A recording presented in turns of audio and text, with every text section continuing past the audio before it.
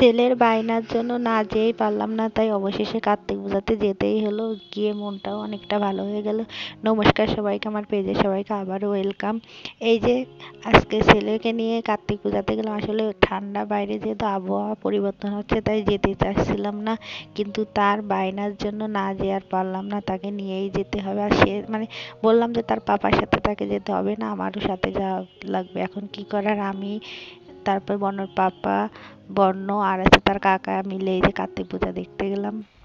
আমরা বেরিয়ে পড়েছি আর ভ্যানে করেই যাব। আসলে বাবুর শরীরটা যেহেতু কালী পূজার পর থেকে খারাপ, একটার পর একটা সমস্যা আছে, আর তার সাথে কাশি ঠান্ডা তো আসেই, যার জন্য বাইরে বেরোতে যাচ্ছিলাম না। এখন যেহেতু শীত পড়া মানে আস্তে আস্তে পড়ছে, যার জন্য এই সময়টা না অসুস্থ আরো বেশি হবে। তার জন্য কিন্তু সে বায়না ধরেছে, এখন তাকে নিয়ে যেতেই হবে।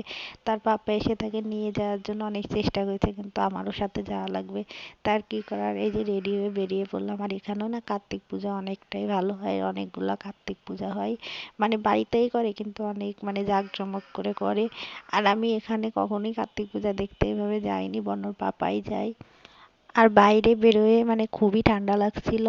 আর যেহেতু এটা একটু মানে মাঠের ভিতর যেতে হবে, তার জন্য মানে ওখানে আরো বেশি ঠান্ডা লাগছিল। আমি তো মানে রুমের ভিতর থাকতে বোঝা যায় না, গরম লাগে, দেখা যায় ঘাম হয়।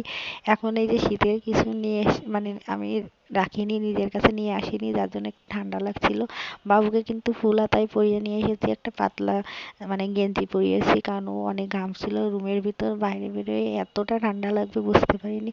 এই যে দেখুন কত সুন্দর পূজা হচ্ছে, মানে এখানে না বেশ কয়েকটাই পূজা হয়, আর দেখলাম সবগুলোই অনেক সুন্দর করে আছে, মানে লাইটিং করেছে, সাজানোটা অনেক সুন্দর হয়েছে। এখন এই যে আমরা চলে এসেছি যেই জায়গা আমাদের নেমন্তন্ন, এটা বর্ণর পাপার সম্পর্কে দাদা হয়, মানে তার একসাথেই মেলামেশা করে, সেই সম্পর্কে দাদা হয়।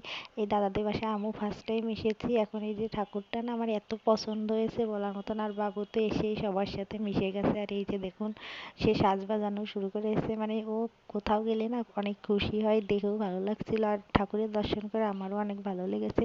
আমরা যাওয়ার আগেই পূজাতে বসে গেছিল, বেশ অনেক আগেই। আমরা যাওয়ার পর পূজা দেখলাম, এখন আরতি, তারপর অঞ্জলি দিলে পূজা শেষ হয়ে যাবে। তারপর আমরাও প্রসাদ খেয়ে নিলাম, খিচুড়ি হয়েছে, ওরা সবাই খেয়েছে, আমি খাইনি, কারণ আমার খিচুড়ি খাওয়া যেহেতু মানা আছে। এখন এই যে বাবুকে কিছু খাওয়ানোর ট্রাই করলাম, সে তো কিছুই খাওয়া দাওয়া করলো না। তারপর কি কিছু সময় থেকে তারপর বাড়িতে চলে গেছিলাম। বাড়িতে আসতে আসতেও অনেকটা দেরি হয়ে গেছিল। আজ এ পর্যন্ত, সবাই ভালো থাকবেন, আমার পেজটাকে ফলো করে দেবেন, টাটা।